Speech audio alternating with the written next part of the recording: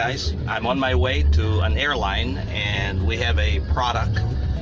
It's basically the finger lift of a front row food tray, and I am going there to find out how well this prototype is going to fit. The material is aluminum.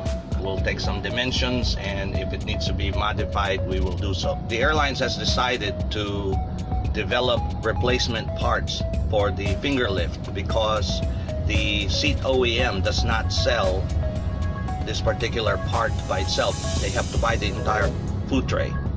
So I've come up with a design that will allow them to replace just this part, but also have the option to replace the entire food tray or part of the food tray.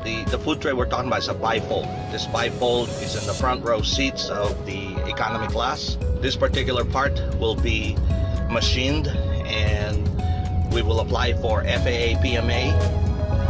We'll be able to deliver this with the FAA PMA tag as a certification for a replacement part. I'm on my way there and we'll see you in a few minutes. Okay, I'm over here at the airline facility. We're about to check this newly designed finger lift. We'll see how it works. This is the original part. This is going to be the replacement part. This is the entire front row folding food tray. It's actually a bifold, and here is the original part, and we are going to replace it with this newly designed replacement part.